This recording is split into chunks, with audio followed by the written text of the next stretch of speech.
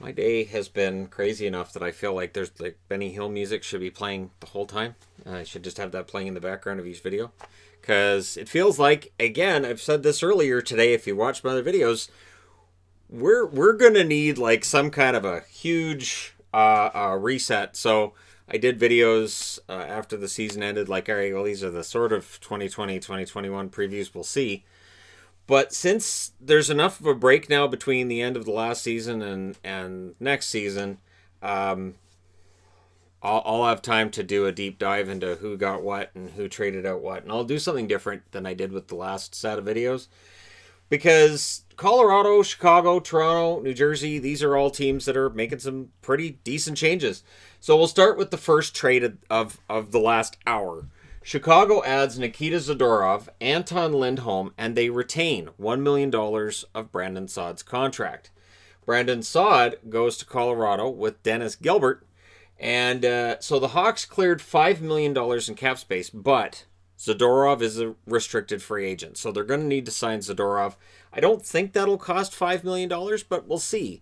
Zadorov is a beast. He will give Chicago the kind of hitting that any team craves. That somewhere Canucks fans are going, great, now we can't get Zadorov either. Right, yeah. So Zadorov is now a member of the Hawks. That's going to make them tougher to play against. I'm kind of surprised Colorado makes this move, but they were looking for another top six forward. And this does have people thinking maybe they're out on Taylor Hall.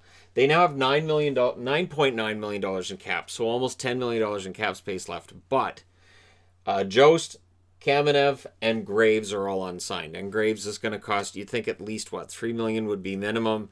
And so they're not out on Hall necessarily, but this does look like it's a consolation prize for them.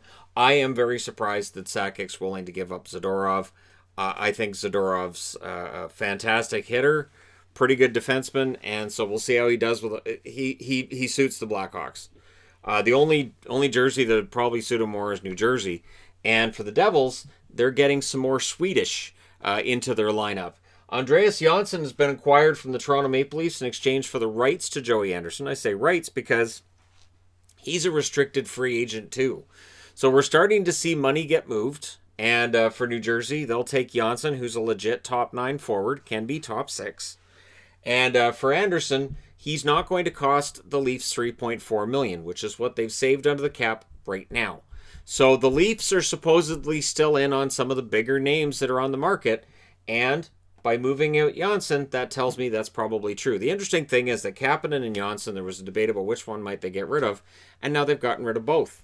So there you go. The Toronto Maple Leafs now have some cap space, and this is, again, why when people say, how do they have cap space to sign guys? This is how they're doing it. They're dumping contracts off, and they're picking other guys up. So I would look for the Leafs to be active over the next few days. I would look for more teams like New Jersey and Detroit to say, hey, we'll take those players. And I really think what we're going to see this coming season is there won't be a really historically bad team like we saw with Detroit this year, or we saw with Ottawa the year before. I think we're going to see definitely have teams that are haves and have-nots, but I think that gap is going to shrink. So 2 pretty decent trades right there. I'm wearing a New Jersey Devils jersey because I like what they've done adding Johnsson. A lot of Swedish players suddenly showing up, whether they're via the draft, free agency, or just the fact that Jesper Bratt got a chance to play when they switched coaches. So there's that. Brandon Montour, coming back to what I reported on in a video that I uploaded 10 seconds ago. Montour signs a 1-year extension with Buffalo as rumored, $3.85 million. That's going to cost Buffalo. So Montour stays on that blue line. I would think Buffalo's still working the phones in order to get other things done. They've added Eakin. And now I think there's going to be other trades happening involving Buffalo. I'll be here to report on them as this insanity continues.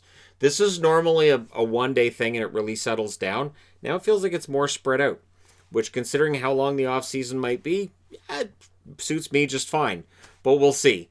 And definitely this has given me ideas for other videos that I can do as we go through the offseason. And yeah, so let me know what you guys think in the comment section below regarding both of these trades and the Montour extension.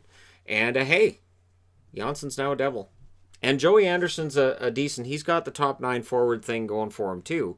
I just think Johnsson's the better offensive player, but we'll see, right? Let me know your thoughts. Hit like and subscribe if you're browsing your way through. You just happened upon this video. And hey, thank you guys so much for watching, for all your support. I'll probably talk to you again in 5 minutes when the next round of signings and trades take place. I'll talk to you then.